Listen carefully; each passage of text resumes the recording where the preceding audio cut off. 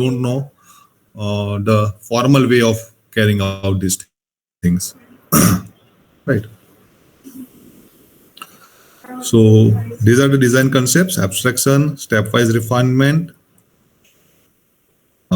modularity, coupling, cohesion, information hiding, and then there are a few more, but they are not of our relevance, so we'll not discuss other things. Okay. So first of all, let us start with the first design concept that we are supposed to learn is abstraction. So it enables a problem to be addressed at high level of generalization without worrying about low level details. It is like whenever you want to demonstrate something, first give a generalized high level view without explaining its lower level details. Say for example, this abstraction we have been learning it since our childhood schools, primary schools, right? Say for example, we were being taught about addition operation in mathematics. 2 plus 2 is equal to 4.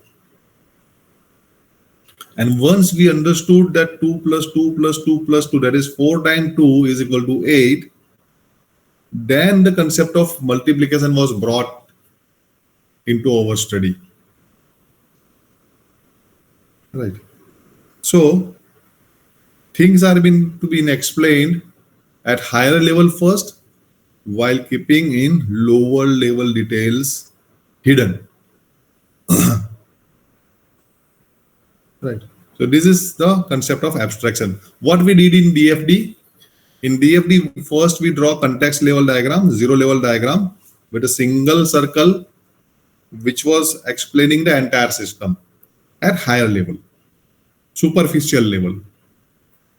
And then later on, we added more details into it by bursting that bubble into several bubbles. And we added more details like what are the data flow that is taking place between different processes of the system. So first we explain the system at higher level, and then we add more and more details to it. So we move from zero level to first level DFD to second level DFD, and so on. So this is the process of abstraction. Okay.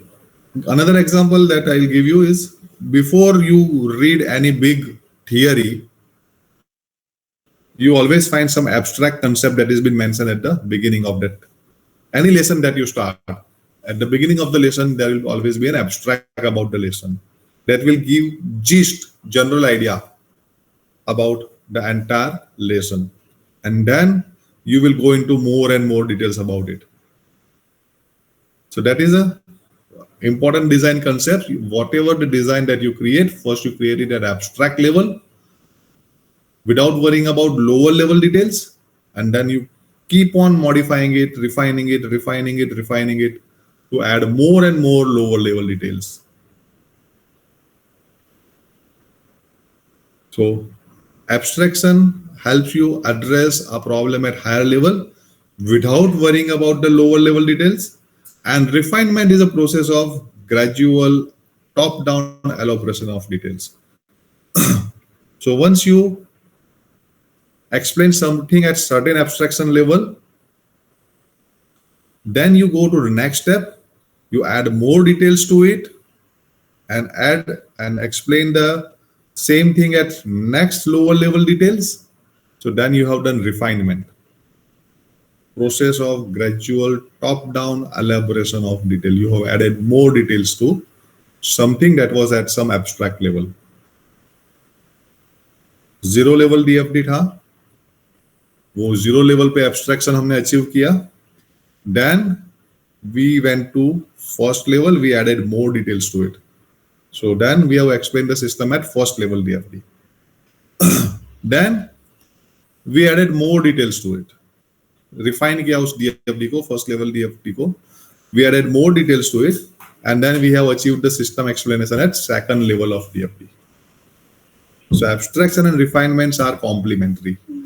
First you achieve abstraction, then you do refinement. When you do refinement, you achieve next level of abstraction, and then once again you do refinement.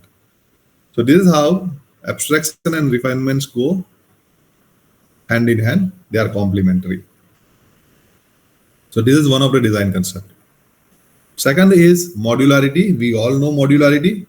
Software subdivided into separately named and addressable components. So instead of developing entire software as a single program, what we do is we divide that big software into smaller modules, modules into classes into functions, and so on. The software is subdivided into separately named and addressable components, and this is how we achieve modularity. Similarly, there are concepts called coupling and cohesion. Coupling is the degree to which module is connected to another module in the system, how much it is connected, how strong that bond is, or how loose that bond is. Now, whenever we talk about connection between two modules, it means some data exchange takes place between two modules, and that is how they are connected. So the degree to which one module is connected to another module, how much data is passed, how complex data is passed. These are the things that is to be measured in order to determine the coupling. Cohesion means the degree to which module perform one and only one function. So we may write a function that performs more than one task. Right. Or we may write a function that performs only one task. Now, the module that performs more than one task, we have to check whether all tasks are related or they are unrelated tasks. If the module performs several unrelated tasks, it means it is not cohesive.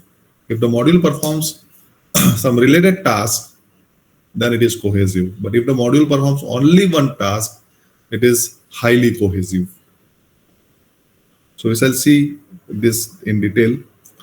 Information hiding, we already know. In object-oriented programming, you might have learned about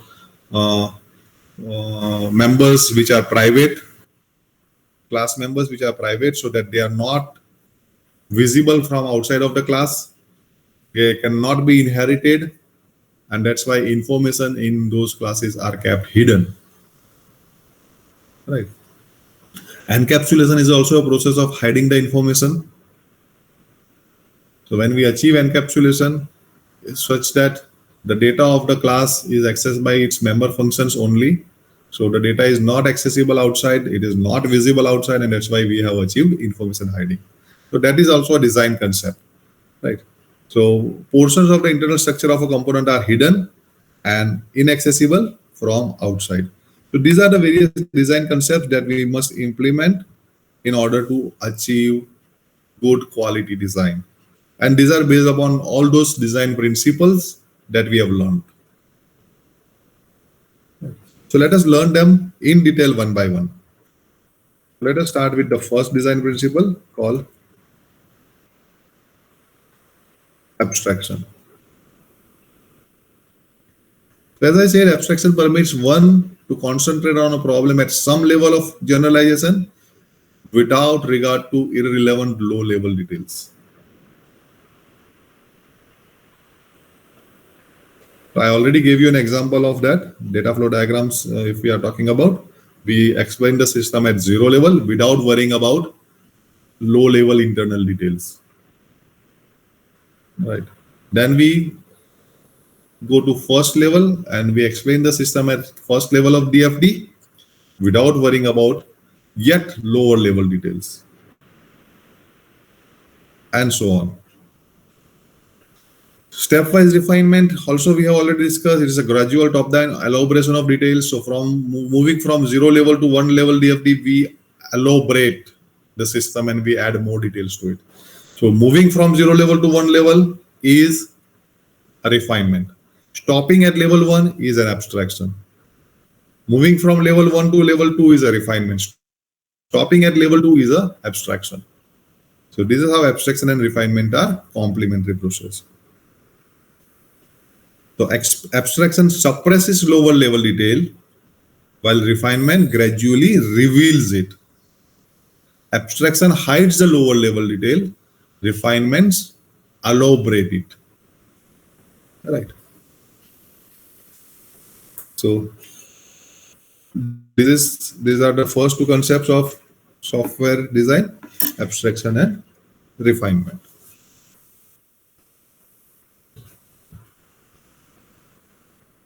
You can see when we create a class first, then we gradually add members to it.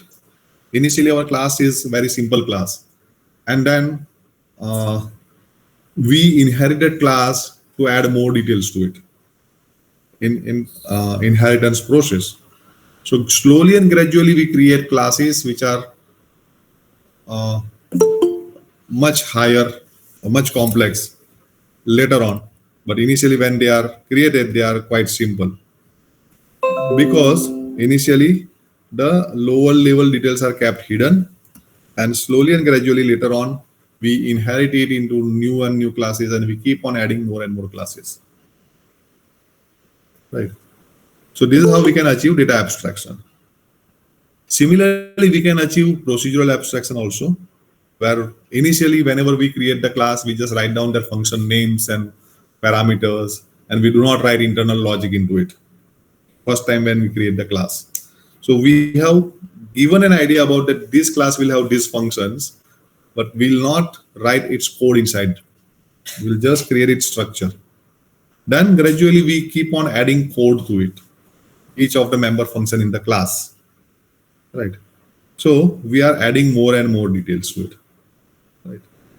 So that we do it stepwise. So initially we may write simple code like this. To open the door, steps are like walk to door, reach for knob, open the door, walk through and close the door. Right. Now, this is the first level of representation of open function of door. Then we may write detailed logic behind it. So we are adding more details in refinement process. In abstraction, we are hiding these lower level details. We are explaining it at certain level only. So abstraction is a process of information hiding, suppressing, whereas refinement is a process of elaboration. Right? Modularity, we all know about it, dividing a big problem into smaller problems or big program into smaller programs. Right? Why we should do it? Just think of your software, any software, and think of that it is written in a single program of 10,000 lines, 20,000 lines of code in a single program. Everything is there in the main function of C program, or one particular module only. So if error occurs, it may be the case that error is at line number 5 and error occurred. Actual error occurred at line number 9,750. Now, how to check that error at line number 9,750 is due to error, some problem at line number 5? Think of that code. Such kind of code where everything is written in a single program is called monolith program. Right. I'll give you just simple idea. Try and write your code of linked list implementation in a single main function.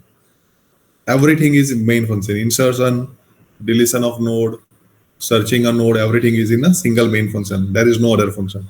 Try and write your code into it like that. And if then error occurs, try to solve that. It will be very, very difficult. Such kind of code are called monolith code. We should always avoid monolith code. Everything should not be into one program. They should be divided according to the different tasks to be performed. The software should be split into separately named and addressable components, which are maybe functions or classes. Right. So when we do that, we achieve modularity. This is a good design concept. This is a good programming practice, good practice of software development. Modularity. Right. So what are the benefits? If you are supposed to write 10,000 lines of code at a stretch, it will be very difficult. But if we are writing the code into small functions, they are easier to build. They are easier to change, and they are easier to fix or correct. So that is the benefit of modularity. Code or modules are easier to build, easier to change, replace, and easier to fix. Okay, but then don't overdo it. Do not divide your program into too many functions or too many modules, because when it becomes too many functions or too many modules, it becomes difficult to control and handle them. So you should divide your program into functions and modules, but not too many functions and not too many modules. Sufficient number of functions and modules. So don't overdo it. Okay. So how to decide that? How many modules are to be created or how many functions are to be created or not? So there is a concept called single-minded function. So effective modular design is achieved by developing single-minded modules, which are highly cohesive and which has low coupling. I will discuss about these two things later on. But important part is we have to create the function which are single-minded. Single-minded means they have to do only one work, one task. So we have to create functions in such a way that each function does only one task. Then we have said that effective modular design is achieved. So we'll see it in detail also later on, but these are the benefits of modularity. Okay. So let us learn about two more concepts which are directly related to modularity. They are called cohesion and coupling. They both are actually the measures of functional independence. Functional independence means how much a function is or module is dependent on another module, or how much a module is independent of another module. Right.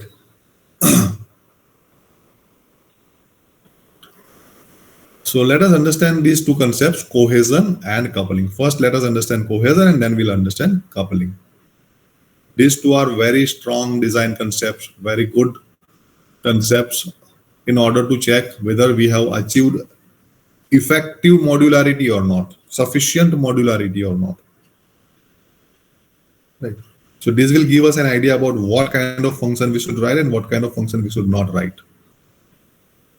Okay. So what is cohesion? It is the degree of interaction within a module. एक module के अंदर अलग अलग task perform हो रहे हैं, तो कितना इंटरेक्शन उन मॉड्यूल्स में हो रहा है. Right. So that is a degree of interaction within a module. So we should always try for high cohesion. So we shall be learning levels of cohesion and we shall see which one is a high cohesion and which one is low cohesion. And we should always try and achieve high cohesion.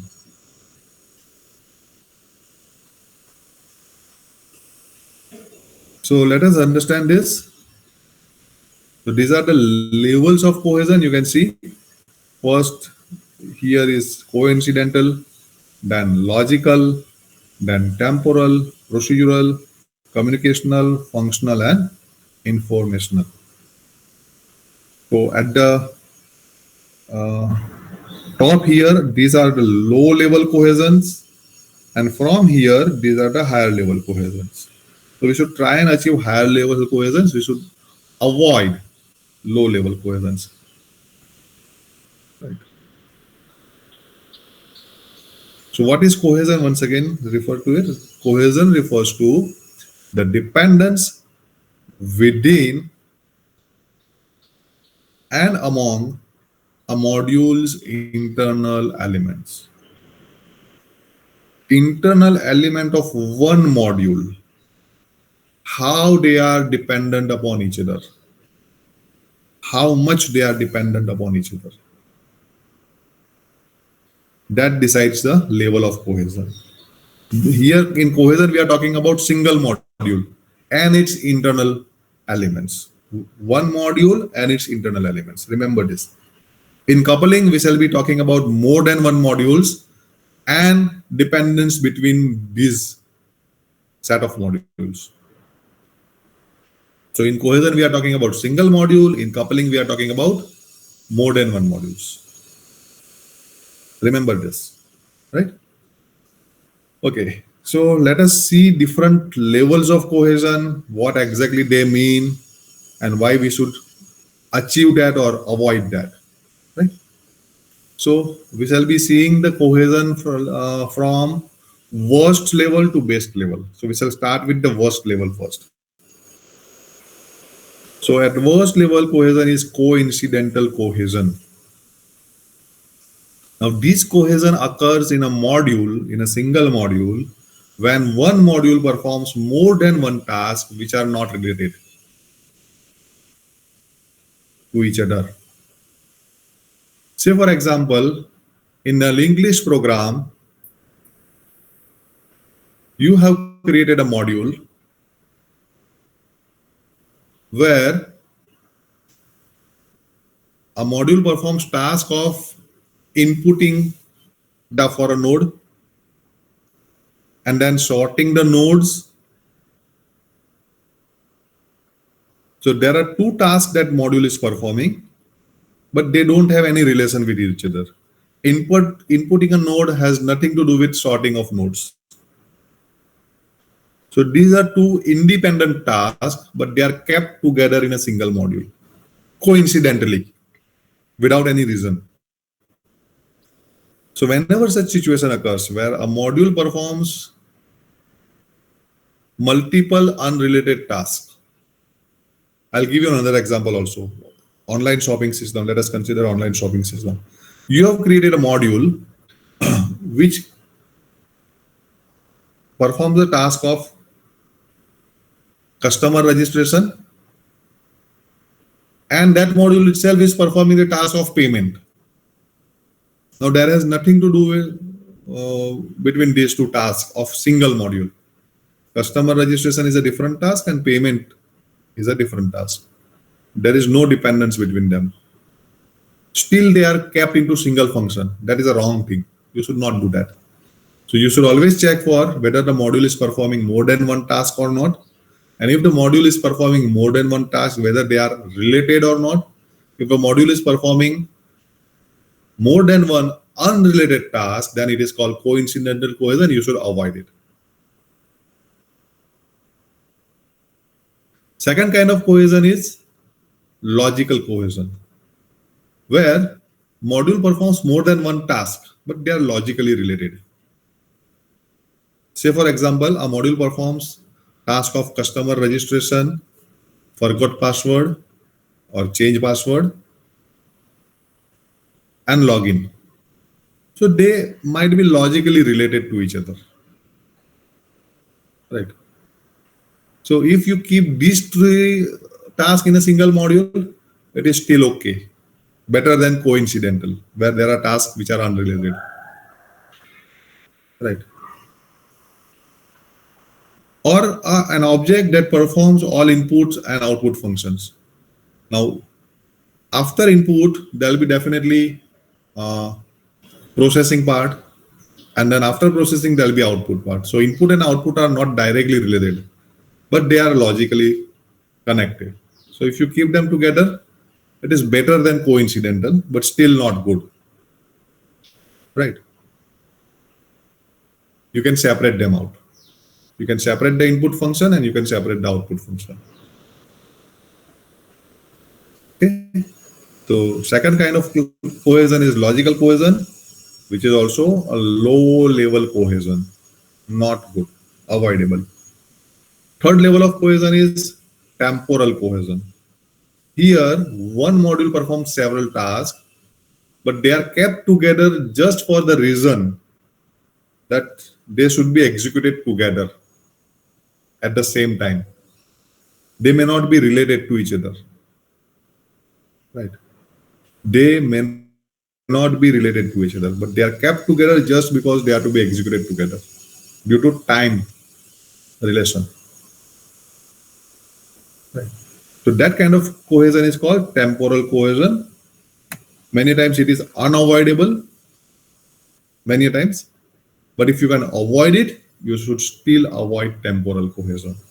It is also a low level cohesion. Not very bad, but still bad cohesion. Let us move ahead.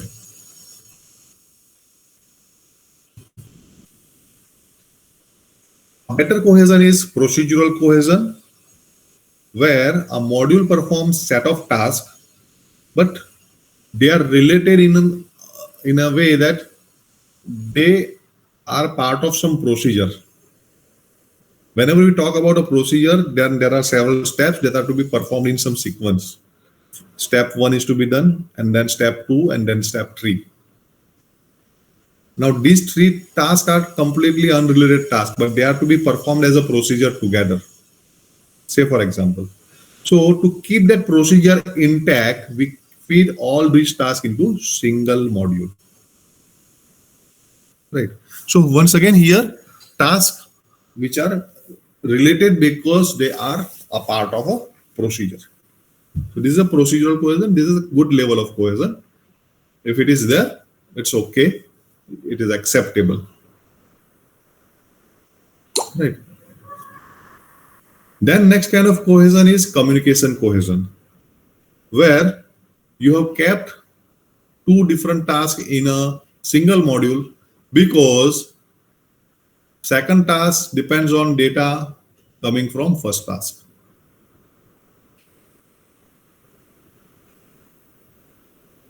So if some tasks are performed on the same data, and if you are keeping them together because they share common data, it means they communicate each other via that common data, and that's why we have achieved communication kind of cohesion.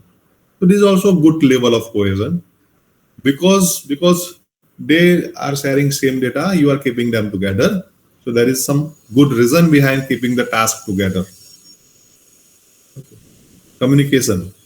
They communicate each other via that common data. So that is a communication kind of cohesion, and it's once again a good level of cohesion. But if you can achieve functional or informational cohesion, that is the best. Here, each module performs exactly one function. Exactly one. So there are no other tasks into that function. One function performs one task only. Right. So it is not dependent on everything. Nothing is dependent on any other. Right. So this is highly preferable situation. Now I'll explain entire situation in a different context. Just think of that there is an organization and people are working there, and there is a person who is doing several tasks, so many different kind of tasks, but they are completely unrelated. Right. So what will happen? That person will be very confused about what to do first, what to do next. Right. And he'll not be able to get the mastery over anything because he is carrying so many different kinds of tasks. Then there is a person who performs only 2-3 different tasks, and which are also related. Right. Think of a scenario of bank, say for example, and a kind of peon who performs so many tasks, opens the bank, opens that locker room, then cleans the bank, okay, uh, moves paper here from here, serves everybody water and other things. That peon is doing so many tasks, but they are completely unrelated. Then there is a person who is performing several tasks. Like there is a person who is responsible for opening an account, closing an account, managing fixed deposit and other things. So he is doing several tasks, but they are quite related to each other. And then there will be cashier who is carrying out only one task: receiving money and giving money. So whose task is, who will do better job? Definitely the cashier, because he has to only do one task: receive money and count it, and give money after counting it. So he'll be able to do his job properly. But suppose the cashier is supposed to do other things also. उसको money receive और give ये तो करना ही है. But then along with that he has to do other job also. उसको account opening भी करना है, cashier को ही करना है. So then he will be overburdened. He will not be able to focus on to his job. Right. So when a person is doing one job, one task only, that is called functional cohesion. If the person is doing more than one task, which are procedurally related, or account opening and then passbook printing and checkbook delivery and other things. So these are the part of a procedure of opening an account. So that person is having a procedural cohesion, right? But if a person is doing completely unrelated tasks like peon, that is coincidental cohesion. And we should avoid coincidental cohesion or logical cohesion, right? So this is all about cohesion. Now, similarly, we shall also talk about coupling, which is another kind of design concept, which talks about communication between several modules or among several modules. Earlier, we talked about cohesion, which was talking about single module and many tasks inside of it, one or many tasks inside of it. Here, we shall be talking about many modules and their communication. So coupling is a measure of interdependence of modules, how much modules are interdependent. You can see here, you can see 4 modules. This part, they are completely independent. In this system, you can see 4 modules where this module depends upon this module depends upon this module depends upon this, and so on. Medium level of interdependence, right? Here you can see lots of communication between the modules, so lots of interdependence. So this is called uncoupled modules. No coupling, no dependency. They are not connected. They are completely independent. Cashier's job is completely independent. Cashier has to do nothing else. Cashier doesn't depend upon anybody else. So that is how uncoupled modules, no coupling is there. This is loosely coupled. Some dependency is there, small dependencies between the modules you can see. Right. Not very tight coupled. Here, lots of dependencies. They are very tightly joined, very much dependent on each other. Right. If you think of this arrow as data coming in and going out, so lots of communication is taking place. So each module is dependent on other module very tightly. Here, only few data is coming in or out. So very less dependence between each other. So 2 modules are tightly coupled when they depend a great deal on each other, like this. Loosely coupled modules have some dependence, but their interconnections are weak, very weak. Okay. Uncoupled modules have no interconnections at all. They are completely unrelated. Right. So this is what we mean by coupling. We should try and achieve no coupling or low coupling. We should never try and achieve tight coupling. Tight coupling should be avoided. Right. So let us see levels of coupling. These are the 6 levels of coupling or 5 levels of coupling. Content coupling, common coupling, control coupling, stamp coupling, and data coupling. And last is no coupling. So if you see, content coupling and common coupling are tight coupling. We should avoid these two, content and common coupling. Control coupling and stamp coupling are loose coupling. It is acceptable, but it can be improved. Data coupling is low coupling and it is acceptable. It is desirable. Highly desirable is uncoupled modules or no coupling between the modules. No coupling means no dependence. Right. That is a common phenomena. If you are dependent on many other people to carry out your work, then you will not be able to do your work properly because you are depending upon others. When they will do something, then you are able to do your job. Okay. When they will provide you the data, then and then only you will be able to work. If they do not provide the data, you will not be able to work. If they provide wrong data, you will do wrong work because you are dependent on them.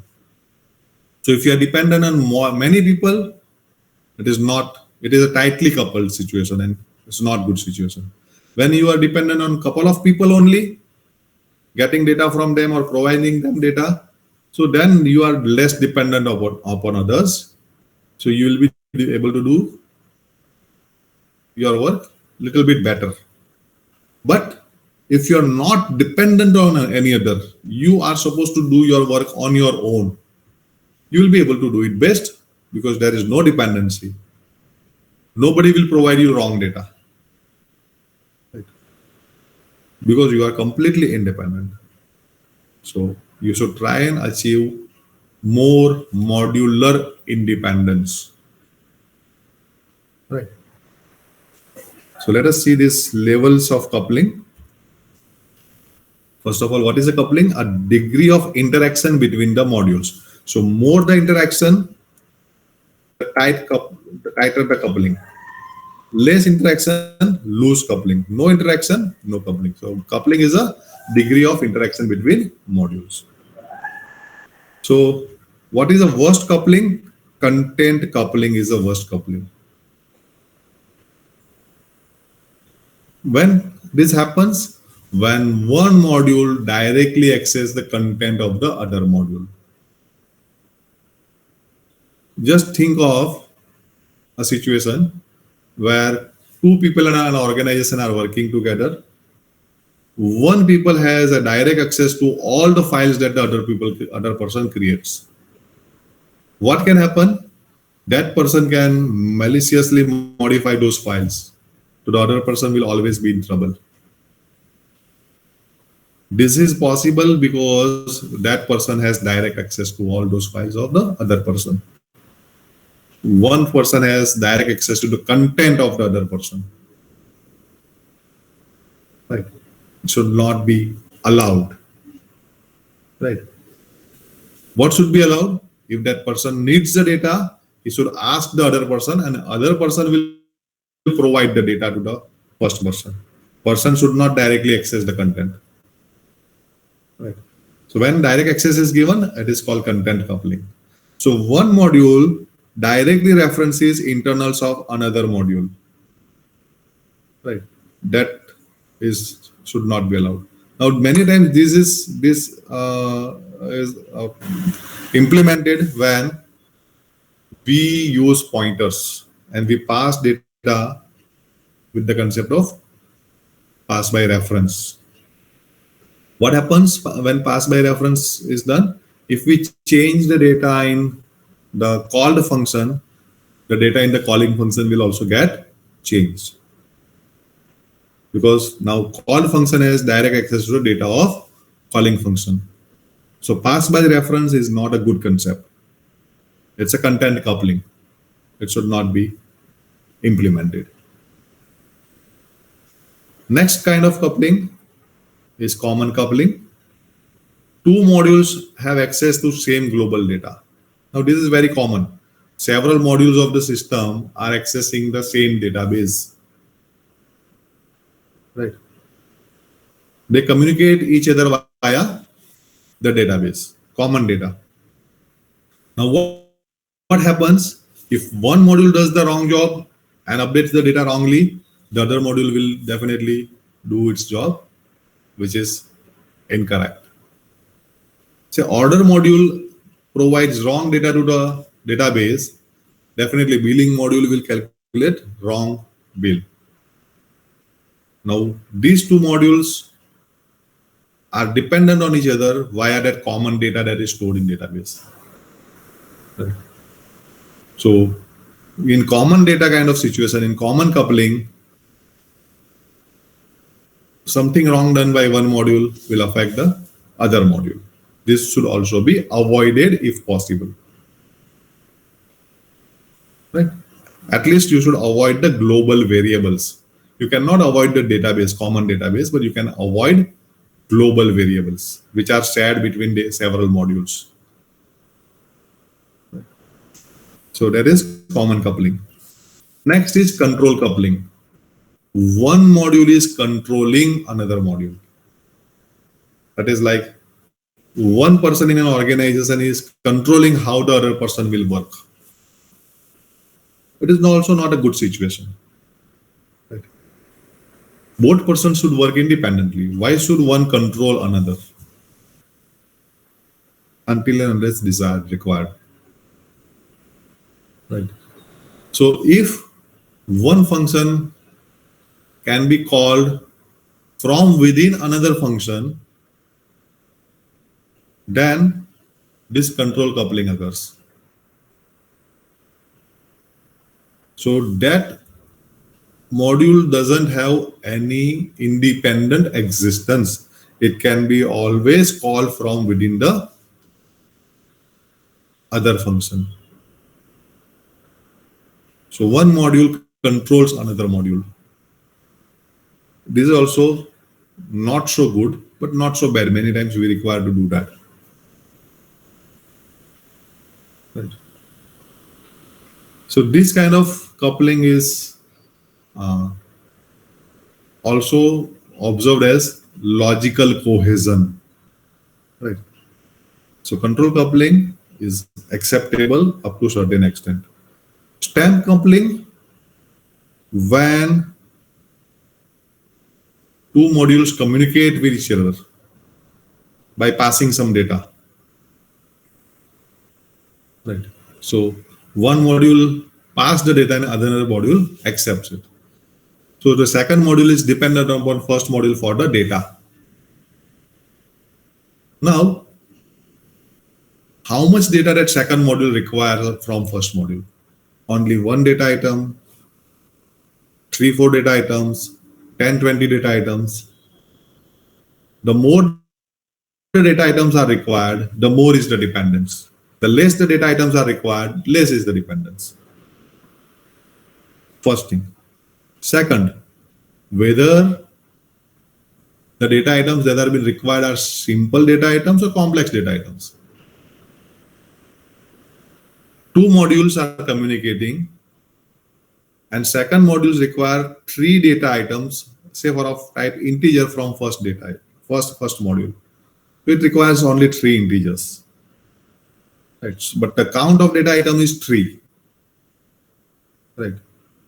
So dependence is medium size to higher size. One data item required, it is okay, very less dependence. 3 is medium size. Right. Now think of another set of modules where second modules require array of data from first module. Now only one array of data is required. So number of data item, if we see, that is only 1. But the type of data item is complex data item. right? So that also increases the degree of dependence. So if two modules are communicating with each other via data items, so if the number of data items are higher or the type of data item is complex, then it is called stamp coupling, right?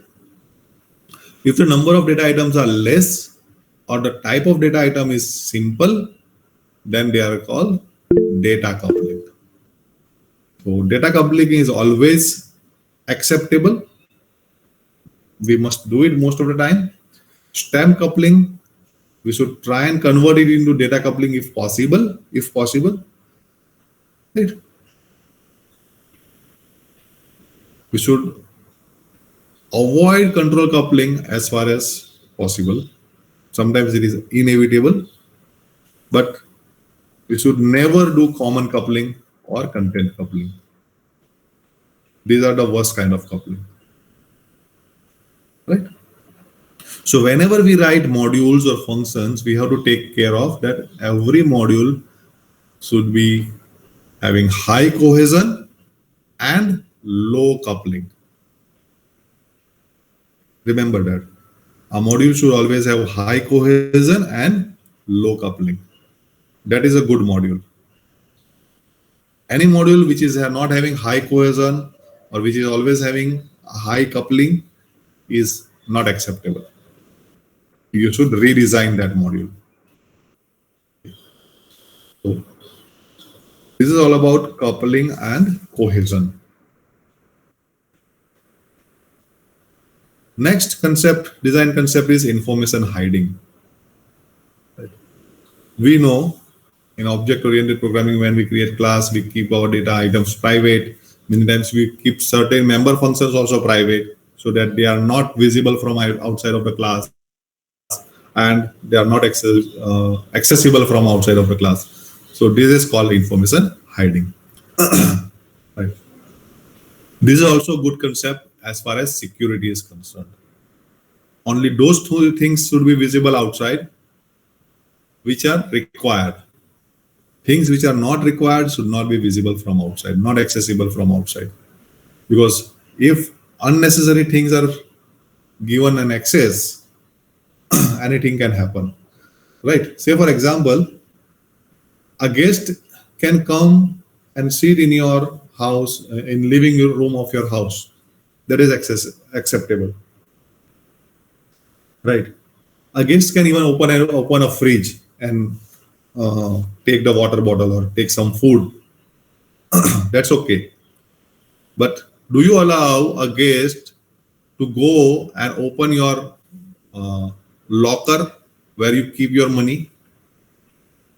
No. You always want it to be hidden. You do not allow access of that locker where you keep your money to anybody. Right. So you are trying to achieve that information hiding. So it's a good concept from security perspective, from data integrity perspective. You should try and achieve information hiding as and when possible in your system. Client should be shown, user should be shown only those data which is required by them, not all other data. Say for an example, you are developing a system for a national company or big company where there are people working at clerical level, supervisor level, managerial level, CEO level, and so on. Clerical level people should be shown only that data which they require. They should not be shown the data which was required by manager or CEO. So that is a kind of information hiding that you should achieve as and when possible. Right. So this is also a good design concept that you should follow while designing various models. What are those various models? While designing data models, while designing architectural models, while designing interface models, or while designing component level or procedural level models. Right. So whenever you are carrying out designing of these items, these things, you should always keep those principles and concepts in mind.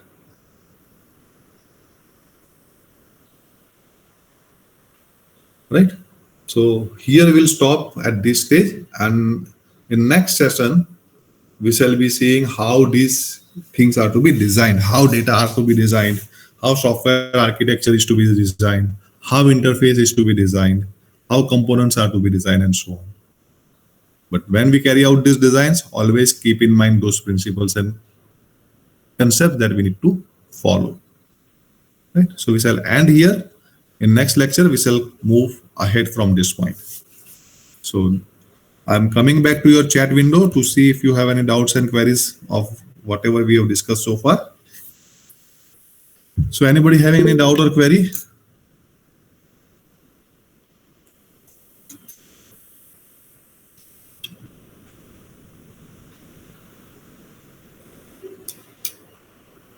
Thanks, Dhaval. Thanks, Yukta. Yes, Vatsal. Please go ahead. Ask your question.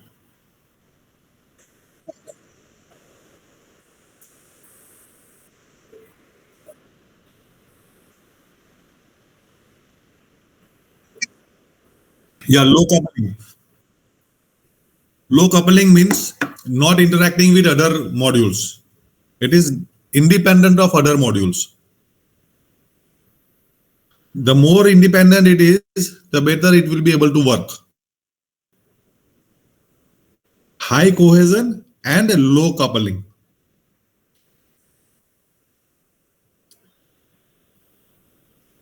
Still any doubt here? Vatsal? Okay. So we should try and achieve that as far as possible. High cohesion and low coupling. Fine. Yeah, somebody has asked for PPT. I'll definitely put the PPT in the classroom. Right. Even the video will be there in the classroom. You can go through the past videos as well, which are already put in the classroom, and you can revise your things. Do refer to books that I have already uploaded, because whatever we are discussing here, ultimately you need to read the books in order to answer in exam. Right. So please do refer to books also. But I'll definitely put this PPTs in your classroom.